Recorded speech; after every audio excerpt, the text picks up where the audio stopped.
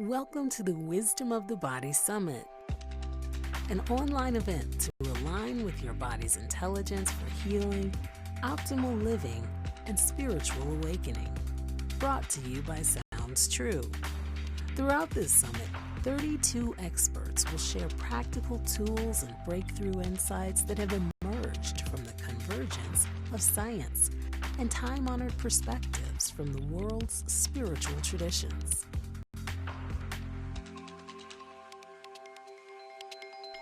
As we learn to recognize and honor the incredible wealth of knowledge that lies within our bodies, we can begin to listen and attend to ourselves more fully, opening a doorway to greater health and well-being.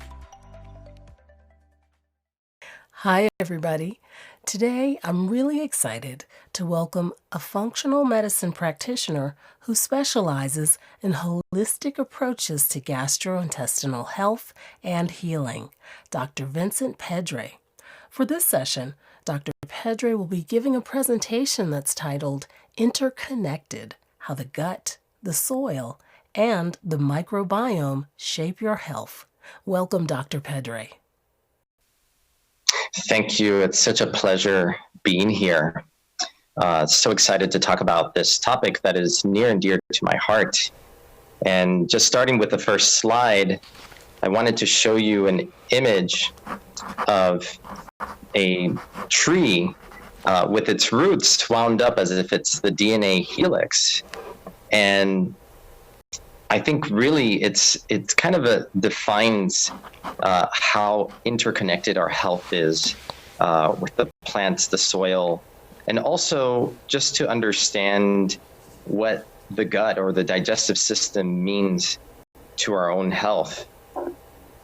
So going to the next slide, I want to talk a little bit about my health growing up and what got me into my fascination and interest with gut health. Now, this is a made-up graph. There's no such thing as a health index or my health index. But I decided, if I was going to graph what happened to my health and understand how the gut was the center of a lot of challenges I had with my health during my teenage years, this was a way to understand it. And when we're born, we're basically sterile. The gut of the baby doesn't have any bacteria in it. Then it goes through the vaginal canal, and I was born through vaginal delivery, not C-section. So you get coated with the mother's vaginal flora, and that begins the colonization of the body that then goes on and continues for several years. And eventually that becomes the adult flora. And it takes about a couple of years, maybe into 3-5-year-old, when finally have a microbiome, a gut microbiome, and I'm going to talk more about what that is. That looks more like the adult version. But getting to my 10-year-old self, that's when I started getting sick and getting lots of infections, throat infections, sinus infections, and I was put on antibiotics after antibiotics. And my health deteriorated after that. I kept getting sick over and over. As you can see here, as a teenager, kind of my health index really dropped. And I was being put on antibiotics 2 or 3 times per year, which is a lot. And sometimes even given gamma globulin shots because the doctor said my immune system was weak. They were putting me on multivitamins. They were saying I wasn't eating enough, but really what I was doing is I was eating too much of the foods that turned out to be bad for me. And the reason for that is because I had lost my gut microbiome. So the gut microbiome controls the way that your immune system works and balances out the activity of the immune system, either helping your immune system function better, or if your gut is imbalanced, like I'm going to talk about later in the presentation, and the number one reason for that is being put on antibiotics, then your immune system is not going to function properly. And thus, the doctors said that I had a weak immune system. It wasn't that I had a weak immune system. It's that my gut microbiome had been decimated during my teenage years and the repetitive courses of antibiotics. And thankfully, as I got older, I stopped getting sick as often, but it was a lifelong journey figuring out how to eat and be healthy. And that's what really got me on this path, because one of my discoveries was that dairy really made my immune system weak. And when I had dairy, I was more prone to getting all sorts of infections. And you see there in my 20s, my health index starts to rise again. I had taken excess dairy out of my diet.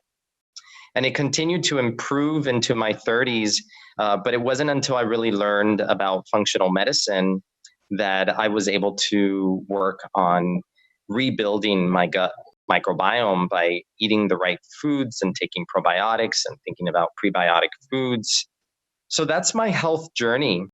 And that's why I feel so passionate about this, because I had lived with what I thought was going to be my normal for the rest of my life until I learned that this could actually be reversed and you can rebalance the gut microbiome. So going on to the next slide, you see this tree. It's a mangrove tree. I grew up in Florida, so there's a lot of these along the coastline and in the Keys. And these are really beautiful trees because you can see their root system. They grow in salt water. They have specialized roots that can withstand the salt. But what I really wanted to show here is, if you can imagine that the root system of the tree is what makes it healthy, well, if a leaf comes up and gets sick, so you start seeing the leaf turning brown, if that leaf then is treated on the surface, like maybe we just paint the leaf green to make it look good again, that's putting a Band-Aid on things. But ask anyone who is involved in farming and agriculture, you don't look at the leaf if the tree is sick. The leaf is just a sign. You look at the root system, you look at the soil. And if you don't treat that in this last picture, you see that the tree will die. And the root system is really critical for the tree.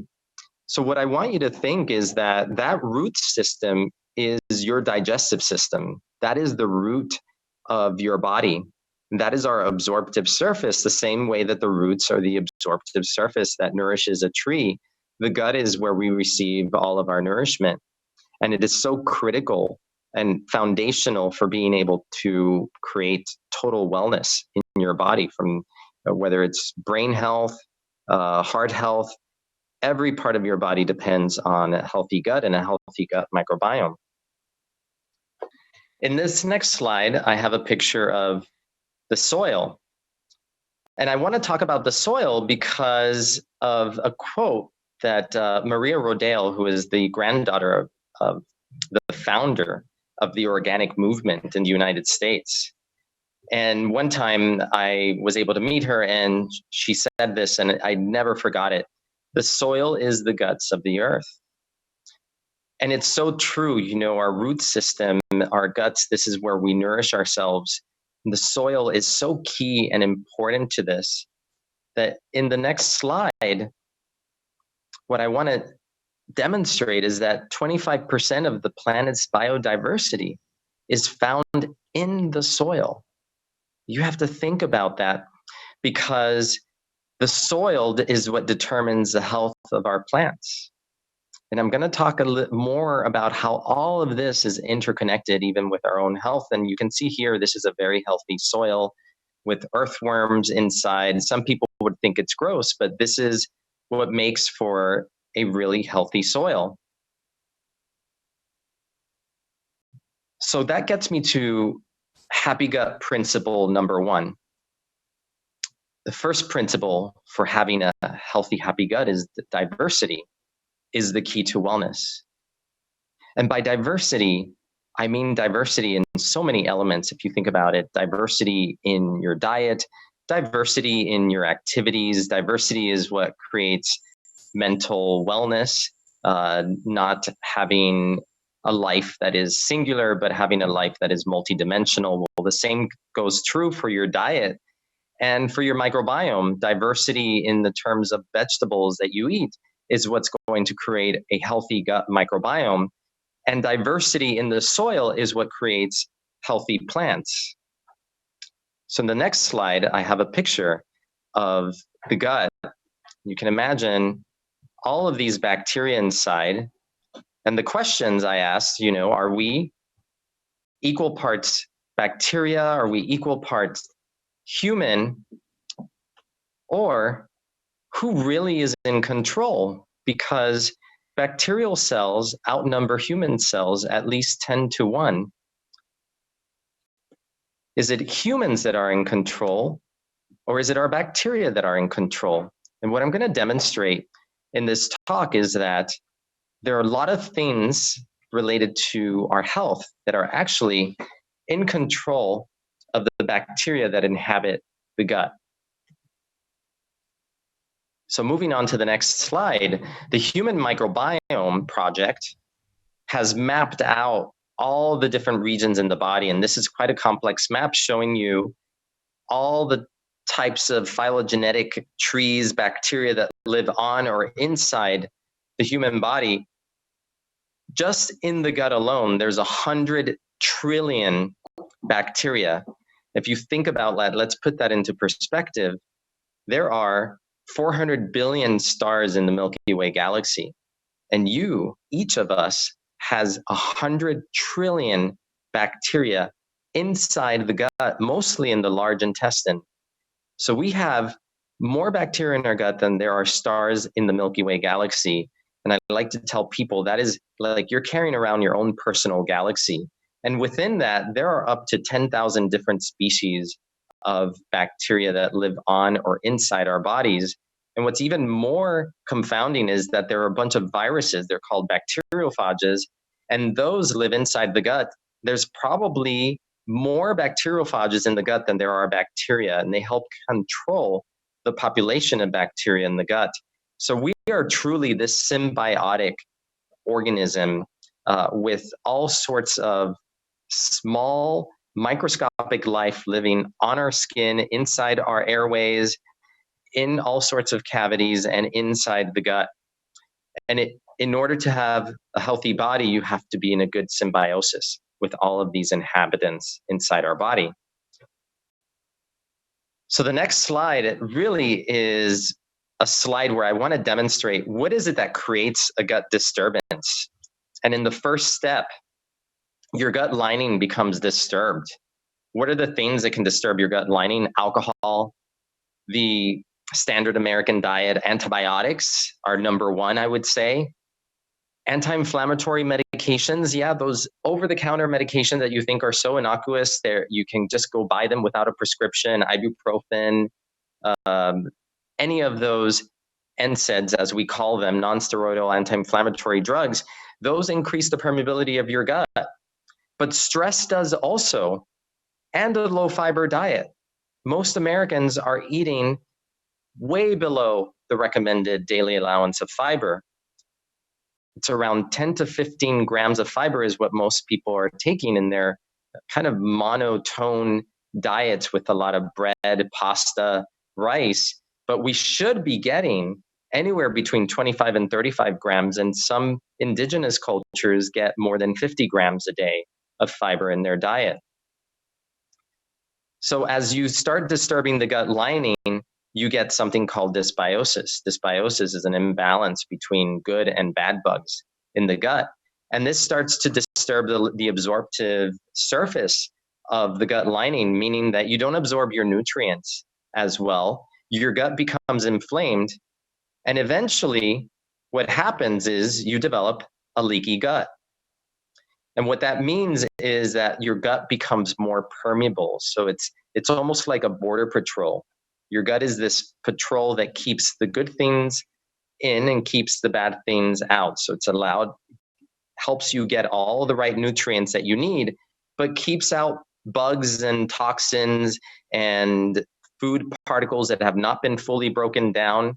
But the problem is we're living in a society that's under a lot of stress, taking a lot of antibiotics that disturbs not only the gut flora, but also the health of the gut lining, which means you don't make as many digestive enzymes.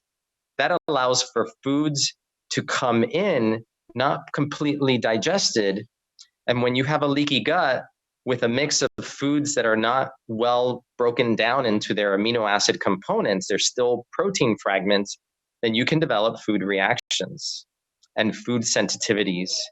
And this eventually leads to weight gain for a lot of people. It can cause migraines, irritable bowel syndrome, which is what I had growing up. And I thought that was just the way I was going to have to live for the rest of my life.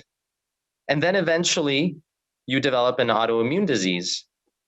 And that, they believe, is the final step in this progression from dysbiosis and imbalance of good and bad bugs in the gut to leaky gut to food reactions to then an immune system that is getting overactivated and eventually stops being able to recognize what is self and what isn't self and attacks self with all these autoimmune diseases. Everybody knows about thyroid disease, Hashimoto's. That's very common, but also Crohn's, celiac disease, which is an autoimmune intolerance to gluten, and rheumatoid arthritis, which destroys the joints, but it does have a connection to the gut as well. So moving on to the next slide, I want to talk about fiber. And this study is showing that adopting a high fiber diet promoted the growth of short chain fatty acid producing organisms in diabetic humans. These short chain fatty acids are things like butyrate, for example. I'm sure this is all new language to you, but what it does is it's able to help improve your blood sugar. And everybody who's a diabetic knows hemoglobin A1C and how important it is to follow hemoglobin A1C levels. Who would think that not a drug, but a high fiber diet could reduce your hemoglobin A1C levels? And it has to do with how it affects your gut flora. So again, kind of going back to that analogy of who's really in control, is it us or is it our bacteria? In many ways, it's the gut microbiome, but the truth is it depends on what you're eating. So you are in control by what you put at the end of your fork. The next slide is kind of a fun slide. It's me visiting Machu Picchu. It's one of my things that I love to do in life is to go on hikes, to get out in the wilderness. It reduces your stress levels. It's proven that being out in the mountains, in the forest, by rivers, streams, at the ocean front, that reduces your cortisol levels. But the other reason that I wanted to show this picture is the next part of this slide, is these terraces. And what the Incas were doing in Machu Picchu is they were actually creating diversity in their food supply, because at the bottom of the terraces, it's a different microclimate than at the top. They were taking plants that were adapted to live in the Amazon River basin, and they were slowly adapting them to colder and colder temperatures so they could grow them closer to where they needed them. So they didn't want to have to travel all the way back and forth to the Amazon to get all this rich vegetation. Little did they know, by trying to solve this problem, they were also creating hardiness and diversity in their plant life, which is completely diametrically opposed to what we're doing nowadays, which is a monoculture where all corn is the same, all soy is the same. And yet you go to Peru and you can find 100 different species of corn, hundreds of different species of sweet potato. Like, how did you even know? Like, this actually exists. So this is really remarkable and important as a reminder, because this is really what is needed when we look at the outside world and the inside world. What we're doing to the outside world is reflected in the inside world of our gut. In the next slide, I have a picture of the Hadza of Tanzania. They're one of the last traditional hunter-gatherer tribes on the planet. There's about 1,200 of them, out of which 250 or so still follow their traditional hunter-gatherer lifestyle. And this is an example of an animal that they may have hunted and will eat, and the way that they live. And the cool thing about them is they are, and sadly on the next slide, they're basically slowly losing a lot of their lands. You can see how it's shrunken a lot, and they've been just cornered into that small area. But they're incredibly they're incredible culture to study, because their microbiome has been studied, their gut microbiome. And we can compare it to the microbiome of the West. So on the next slide, what's really surprising is that their diet is composed of basically 5 foods: tubers, wild meats, berries, the baobab fruit, which is the baobab tree. If anyone's seen The Lion King, is that tree, that really beautiful tree in the African savanna. And honey, but when I say honey, that means honeycombs. Like they eat the entire honeycomb. And what really sets their diet apart from the Western diet is tubers, berries, the baobab fruit, and the honeycombs are really high in fiber. They're getting way more fiber than we do, surprisingly eating a more limited diet, but there's a lot of lack of hygiene. So they don't know about washing hands or using antibacterial soaps or Purell. And they have a greater diversity of their gut microbiome, which I show in the next slide. Oh no, sorry, not the next slide. I'm gonna get to that in a moment. I wanted to just give a breakdown of their diet. So it's 70% plant foods. It's very high fiber. 30% of it is land animals, game meat, small, medium, birds. And the diet is seasonal, so meaning that it varies depending on rainfall. And it can vary from year to year depending on how much rainfall there was, how dry the dry season was. And there is a staple in their diet, because they can have these year round, is that they are eating fiber rich tubers all year. The animals that they eat may vary depending on what's coming through their land and how the season is going. So going on to the next slide, this is where in this study, they compared the Hadza people of Tanzania and their microbiome to that of an Italian group of controls.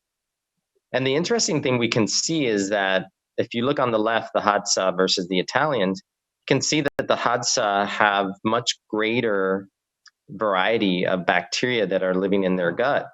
And you would think that, less variety and just good bacteria is better. But in all honesty, what's better is having a big variety of bacteria. And some of those may not be favorable bacteria. They could be bad bugs, but they actually are kept in check by the other bacteria in the gut. And they must serve some purpose, because what we see is that diversity in the gut bacteria, both good and bad, but with a majority of good, is the key to health. So moving on to the next slide, we get to my happy gut principle number 2. Eat plenty of pre and probiotic rich foods. This is a key principle for maintaining a healthy, happy gut. And you can see that if you go to the farmer's market, it's best to buy foods that are locally grown. They're going to be the freshest. And hopefully, if you can find an organic farmer like I have in my spring, summer, early fall farmer's market, I'm able to get really fresh produce that lasts way longer than any produce I can buy at the supermarket.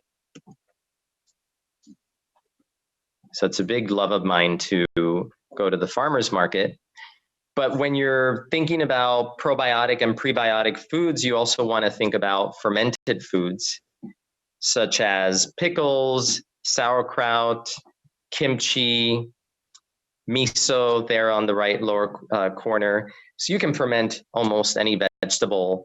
And fermented foods have been a staple for centuries because of their ability to help balance the gut microbiome. I think this is a really important part to incorporate in your diet to create a healthy gut microbiome and to create better health for yourself. For example, in a study where they looked at women who were suffering from anxiety, they put them on a kefir diet, basically to have kefir once a day. And they did an anxiety score on them and found that after 2 weeks, their anxiety score had started dropping just by eating kefir.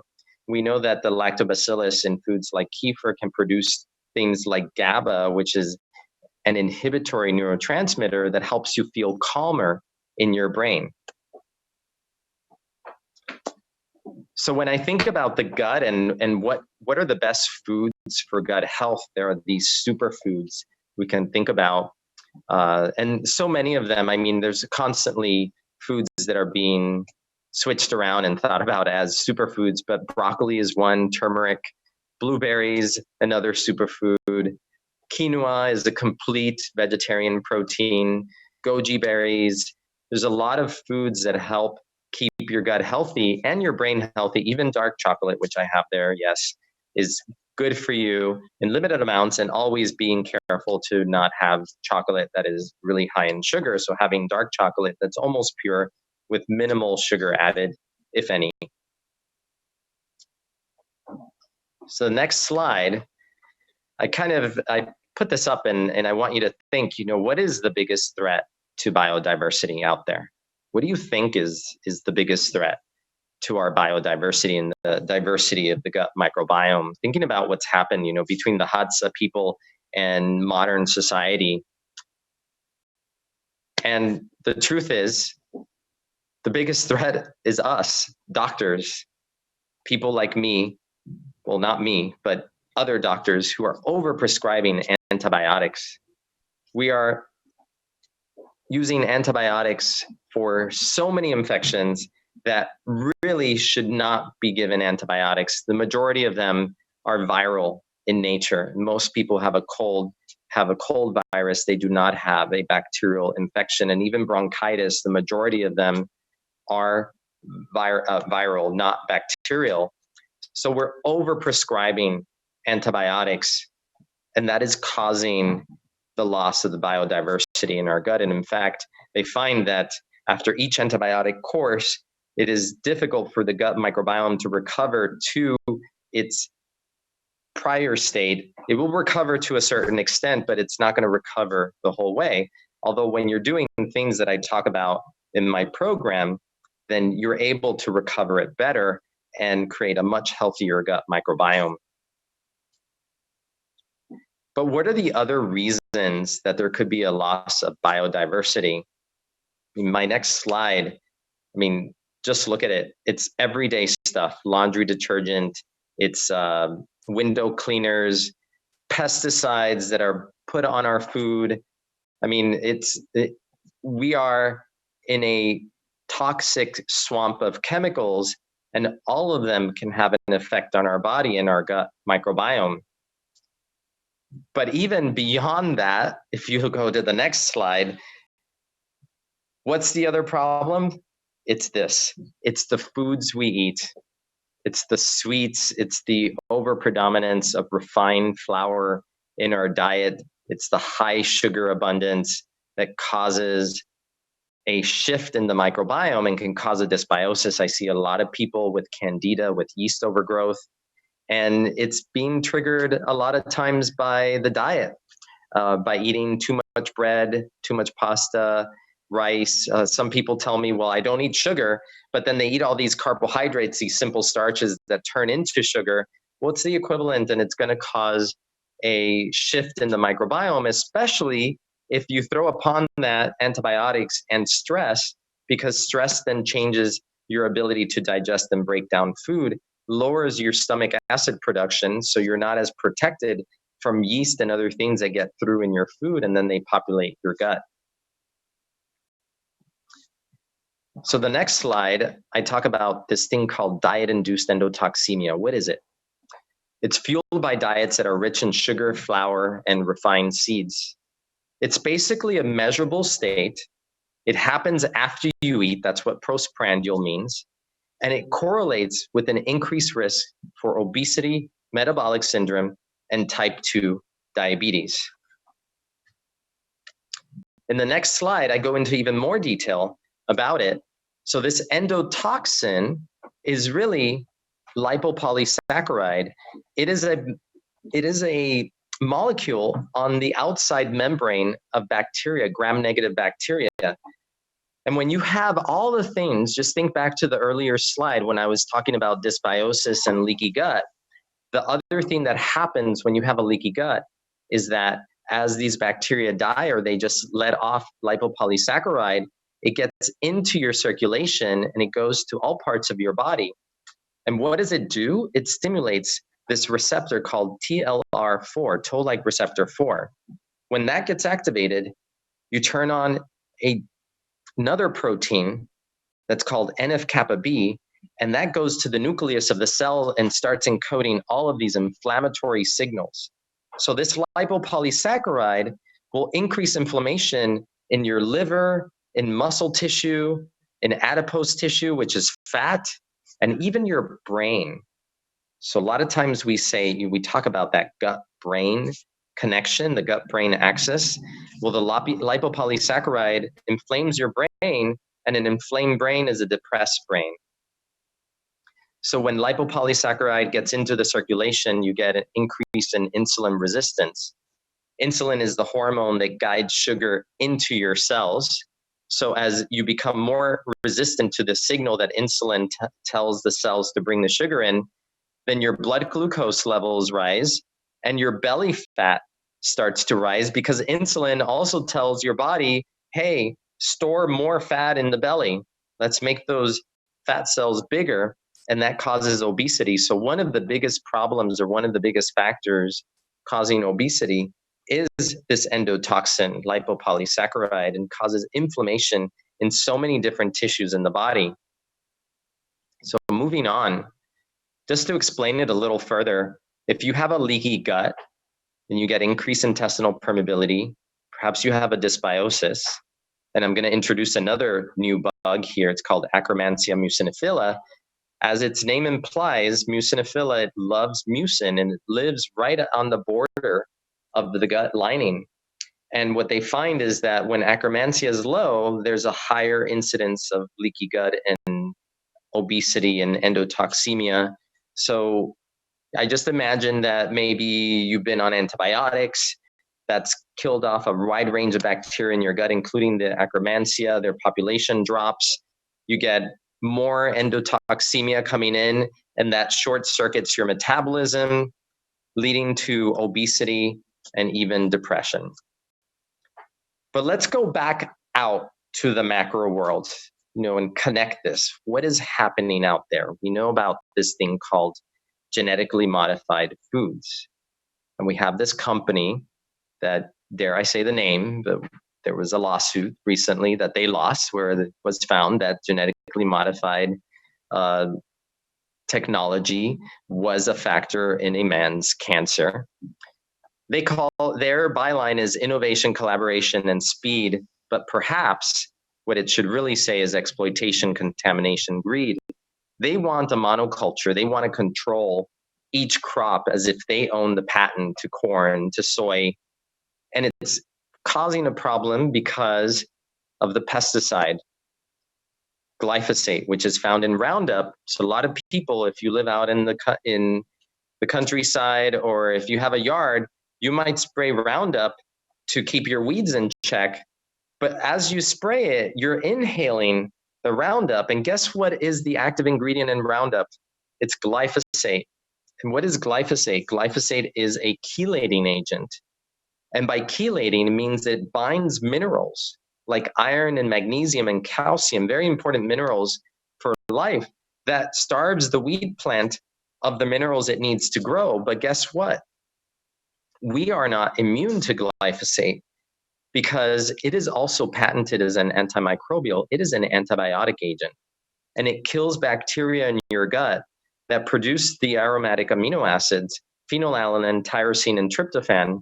And two of those, tyrosine produces dopamine, and tryptophan is a precursor for serotonin. So neurotransmitters that are needed for you to feel happy and enjoy life can be destroyed because of this antibiotic, this pesticide.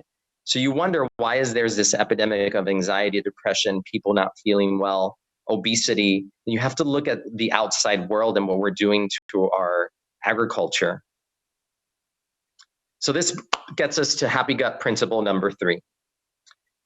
Eat organic, mostly plants, and avoid antibiotics unless absolutely necessary. Look, I am not anti-antibiotics. What I am anti is the non-judicious use of antibiotics. When antibiotics are prescribed, they can save lives. And I have certainly seen lives saved, and I've saved patients' lives by giving them antibiotics. But at the same token, we have to be really selective and not overprescribe them and not put people on antibiotics who really don't need to be on antibiotics. There's other ways to support the body.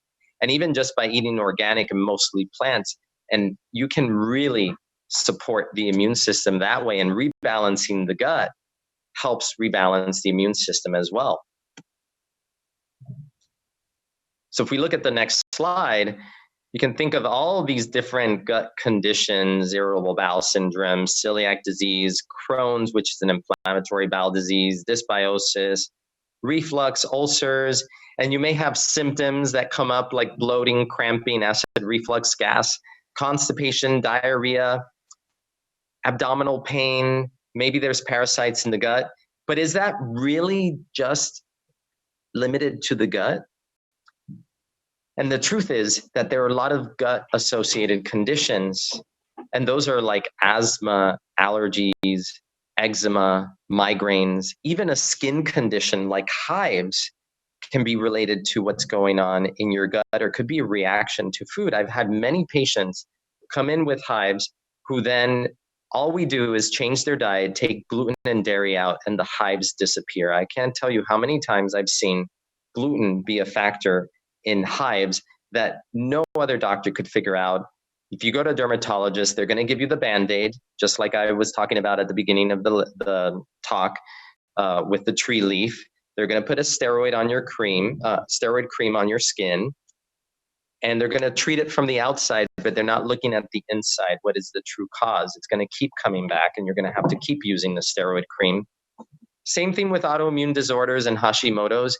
Even if you have an autoimmune disorder that maybe at this point is non-curable, like it can't be completely reversed, when you work on your gut health, you can actually put your autoimmune disorder into dormancy. Even if you don't lose the antibodies in your blood, which may stay for a very long time, you can still reduce the disease activity by working on your gut health. So in the next slide, kind of ask this question: are allergies internal or external? And this is a picture from when I went to Japan during cherry blossom season. A lot of people were wearing these masks, which help you protect you from the pollen in the air. And so the question is, is this really an environmental issue? Is it that you're allergic to things outside of you? Or is it a gut issue? Same thing on the next slide with skin rashes. Are they internal or are they external? If you go to a dermatologist, they're going to treat it externally. If you go to a functional medicine doctor, they're going to look at this and think, well, what's happening in your gut? What needs to be rebalanced? What could be out of balance? Or maybe there's a dysbiosis. Maybe you have an overgrowth of bacteria of the wrong type, or a yeast, or even parasite. And that causes what you see on the outside. I have seen so many people improve their skin and even have allergies. Spring allergies disappear. I'm one case in point, just by fixing the diet and improving the gut microbiome through all the methods that I'm talking about here. And it really changes the perspective, because no one teaches us that these external things could actually be mitigated by what's happening inside your internal environment, especially in your gut. So this gets me to happy gut principle number 4. Healing begins in the gut. I've been talking about this, hinting at this, how important and interconnected our gut is to every aspect of health, even including your brain health. How you eat determines how the rest of your body feels. And it's so true, that old idiom that we are what we eat. We truly are. But we also have to think we are what we ate. You have to think, if you're eating land animals, if you're eating any fish, you have to consider where it's being sourced and what it was fed, because we're at the bottom of this food chain. And regardless, don't forget that eating mostly plants is what's going to be best for your gut microbiome. So I have this program, and it's the Happy Gut 28-Day Cleanse program. It is founded on my gut care. It's a 4-part plan to rebalance gut health. And CARE stands for cleanse, activate, restore, and enhance. You can find out more information about this on my website, happygutlife.com. But there's a lot you can do. I created this supplement system and vegan protein powder to help people get started on this. But the honest truth is that you don't have to spend a lot of money. You don't have to do anything fancy. All you could do is start by just starting to clean out your diet. Take out excess sugar, take out wheat, maybe also take out dairy, and take out any junk food, any prepackaged foods, and start eating more whole foods from the earth. Even if you just do that without adding probiotics or prebiotics or any other supplements to help balance the gut, and you're already on your way to healing your body. In the next slide, and I really, really think it's important to remember this, is balance. So you can do everything you want to do with your diet and think I'm taking all the supplements and you're very regimented with everything. But if you're not able to create some balance and reduce stress in your life, then your gut is not going to fully heal and you're not going to fully heal your body. On the left, with my niece and my nephew, we decided to do these yoga poses there in Peru. And I thought it was a great picture to demonstrate balance and how important balance is in life. And that gets me to happy gut principle number 5. You have to rest to digest. You cannot digest your food when you are in the fight or flight response. If you're trying to inhale your food while you're at your desk, taking only 5 minutes to eat, while checking emails, maybe taking a call, you're not allowing yourself to get into that rested state that your body needs in order to be able to digest your food better. So you have to remember that part of healing the gut is actually also resting and creating balance in your life.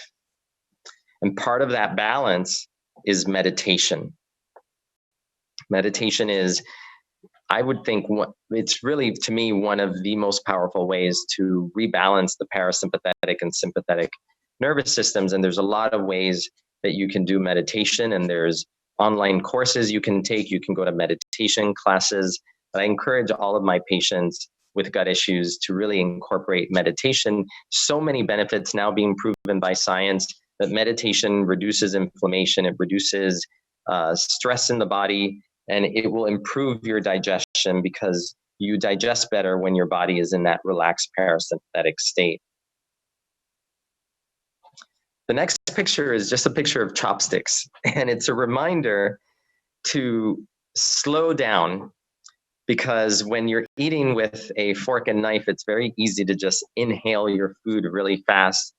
And I know some people are really adept with chopsticks, but most people, they're going to slow down when they eat with chopsticks. And it might be a good idea to try eating some of your meals with chopsticks to really slow down and remember that digestion starts in the mouth with chewing. The next picture is taken from me with my son traveling to Japan, and such a great reminder of how important it is to take a breath and slow down. And that's part of how you create a healthy, happy gut and digestive system, and also wellness throughout your body. So how do we cultivate a happy gut and microbiome? We talked about diversity. We talked about eating cultured fermented foods like kefir, kimchi, sauerkraut, incorporating prebiotic rich foods. And those include things like green onions, garlic, Jerusalem artichoke, chicory root, even bananas have prebiotic, and blueberries. Get dirty. So getting out and actually being out in wilderness, it's good for our microbiome. We're not really supposed to be clean and overly disinfected. That's bad for your health and for your immune system. It's good to get out in nature, walk barefoot on the grass, get some dirt on you. That's good for your microbiome. And then, of course, detoxification, elimination, making sure that you're having regular bowel movements, and then the mindfulness part, meditation, incorporating gratitude in life, because when you're in gratitude, you cannot have any negativity, and really listening. And when I say listening, learning to listen to your body and listening to your gut, listening to what it tells you. Because a lot of patients that I see, they don't listen to their bodies.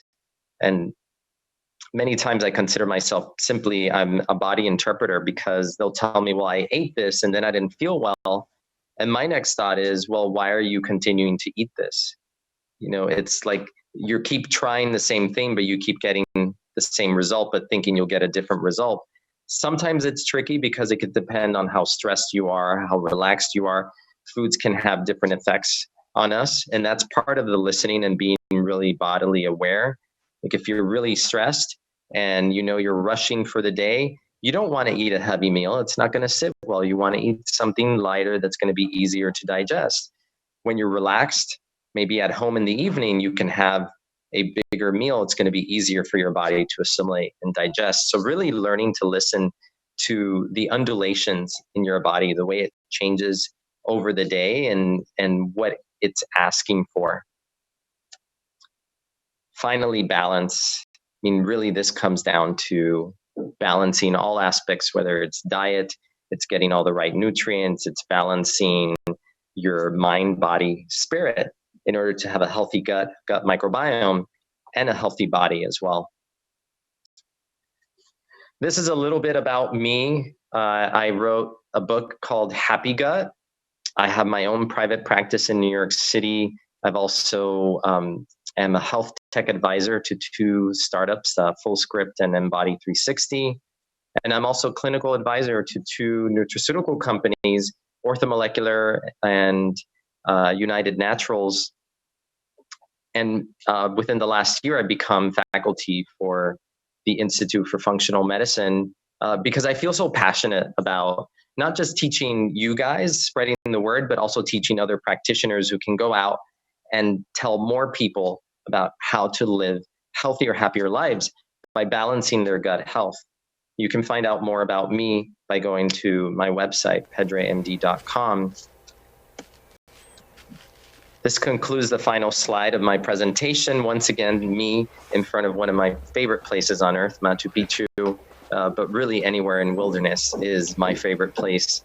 Thank you for listening, and thanks for this opportunity to teach you about the interconnections between the soil, the gut, our microbiome, and our health. And I'll take any questions that you guys may have now. Thank you, Dr. Pedre. I would like to start by going back to prebiotics and probiotics. Can you tell us what the difference is between the two?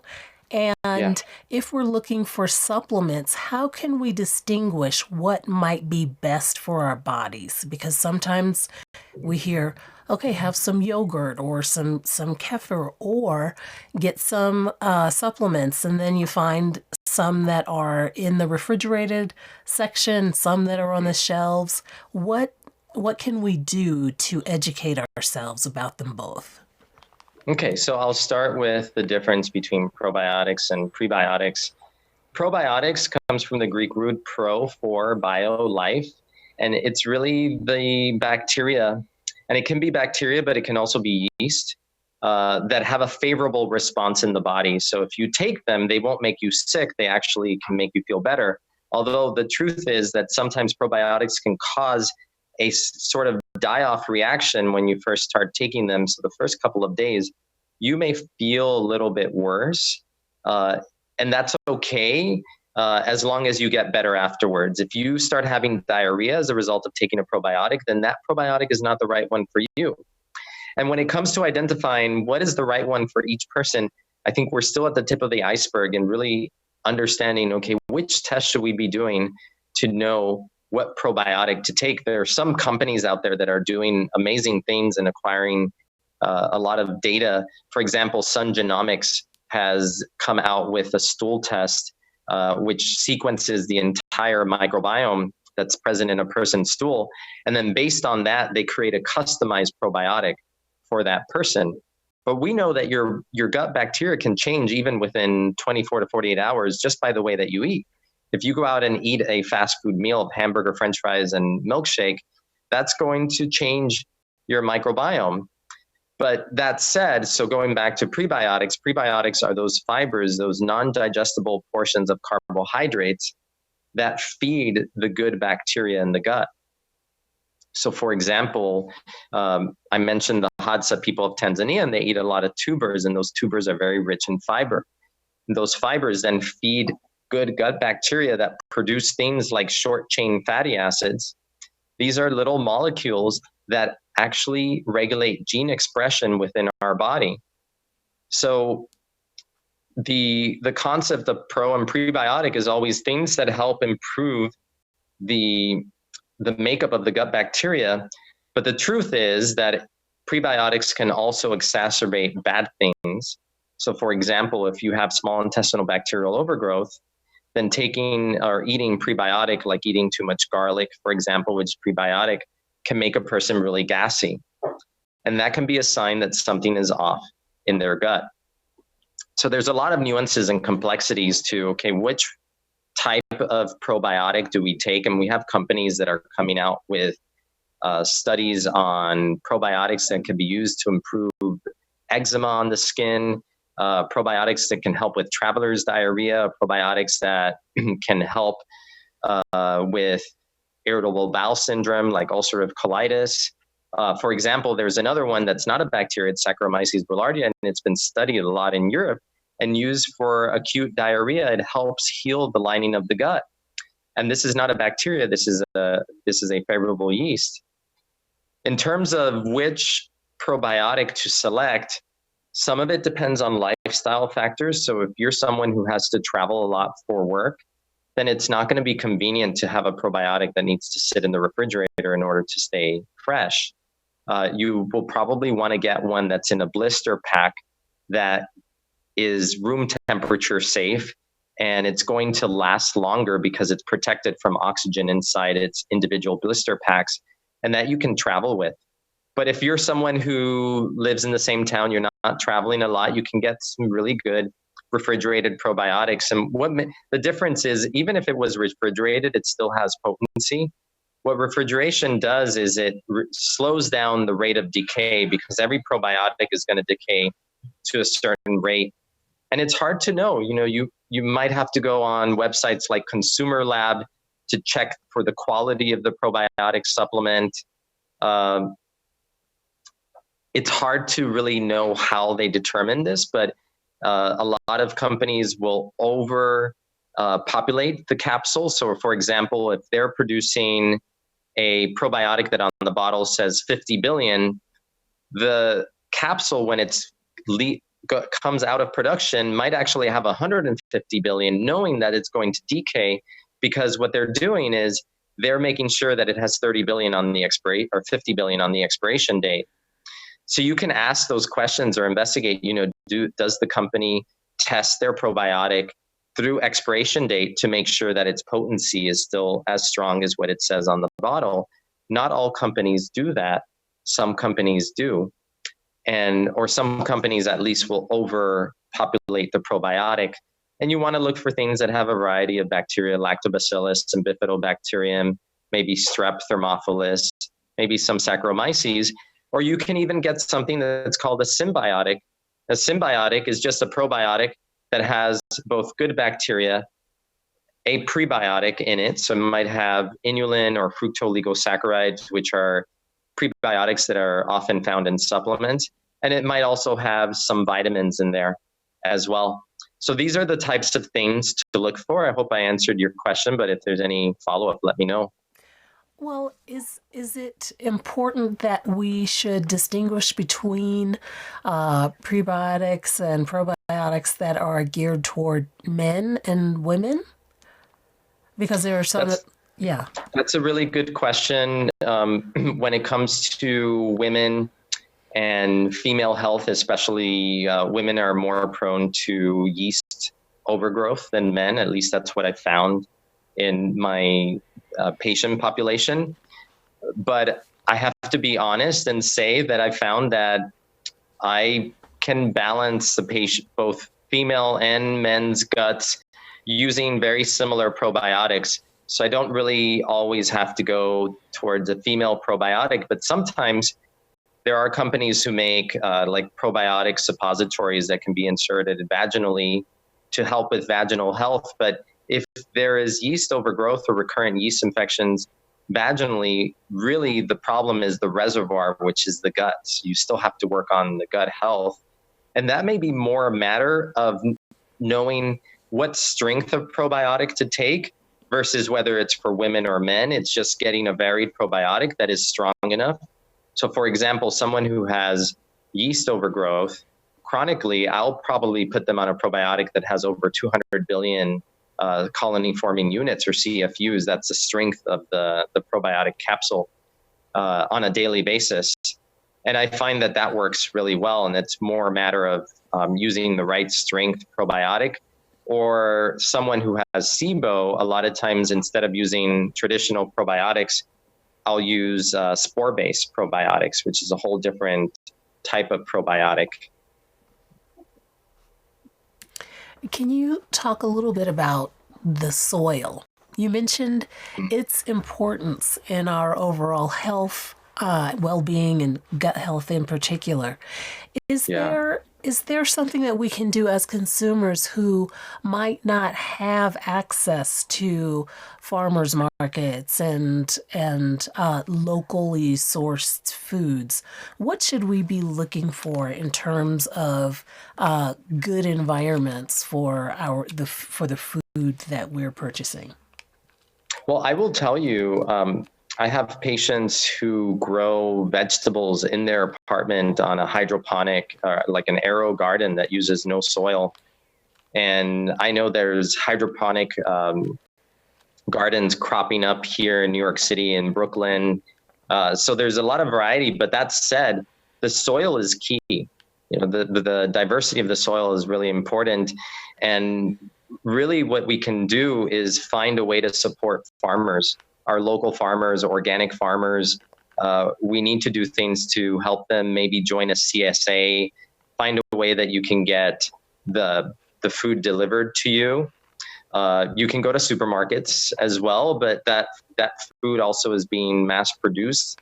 But at least if it's organic, you know that they're not putting the pesticides or it's genetically modified, where they're using tons of glyphosate, because they found that farmers who spray crop that is genetically modified will use 6 times as much pesticide, the glyphosate, as they would otherwise on regular crop, because they just think, well, it's resistant, I might as well douse it. And what's happening now is that the weeds are becoming resistant to this pesticide. So they're now going to go to the next gen pesticide, which is really scary.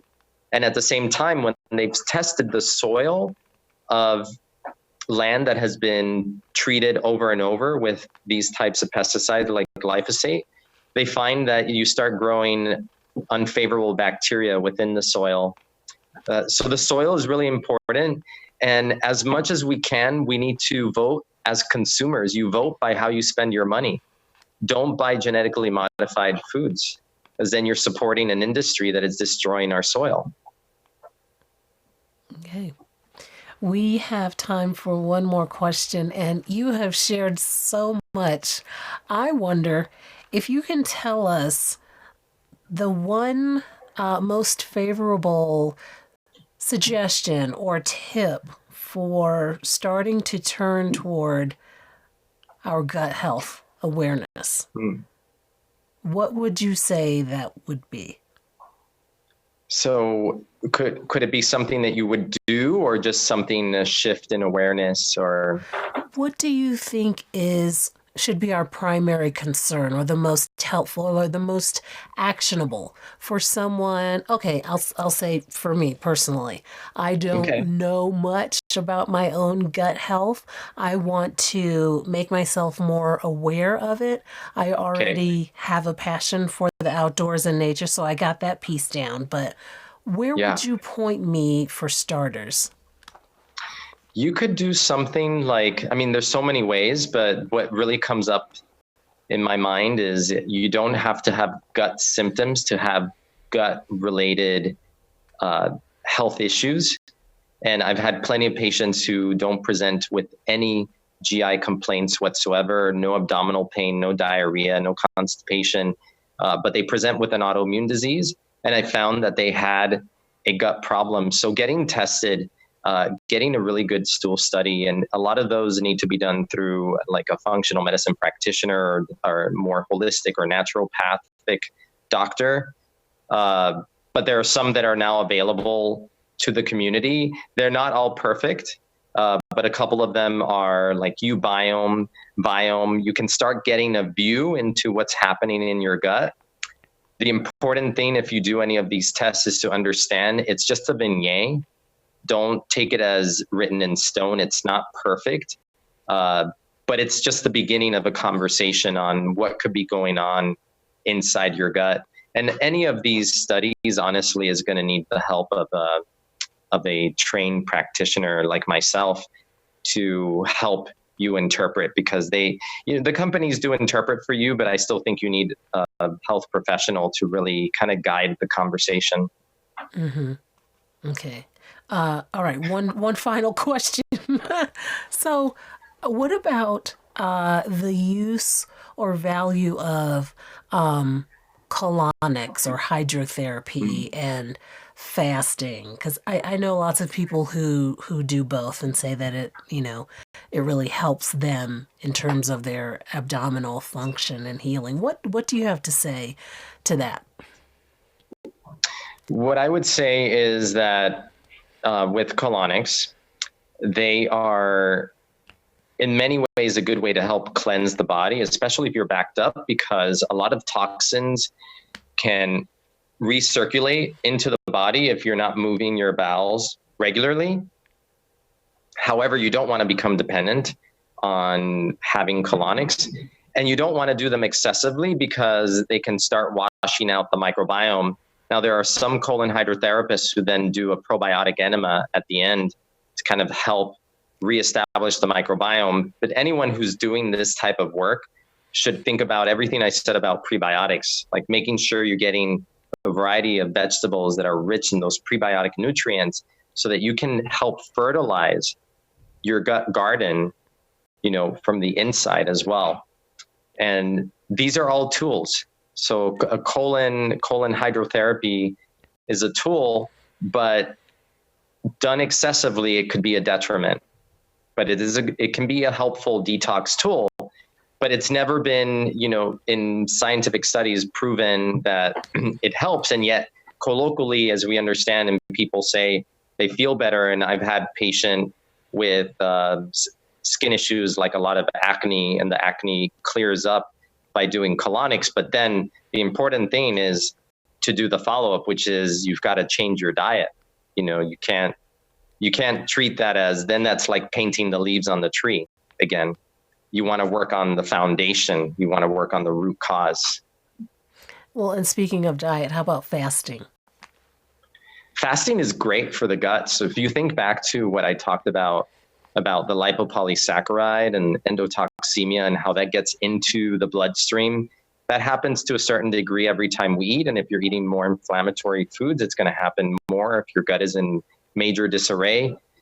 Fasting can be a really great way to reduce not just inflammation in your gut, it gives your gut a rest, but it also reduces that influx of endotoxin into your body. So it's going to make the rest of you healthier.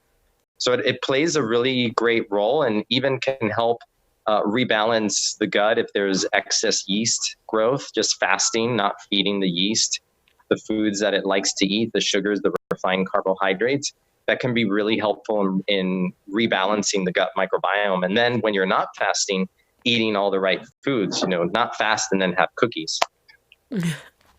Okay. Dr. Pedre, thank you so much for your time and this wealth of information that you shared with us today. It's my pleasure. Thank you for having me. Pleasure was ours indeed. I also want to thank all of you who joined us for today's session. Please note the recording of this session is going to remain accessible for free for 24 hours.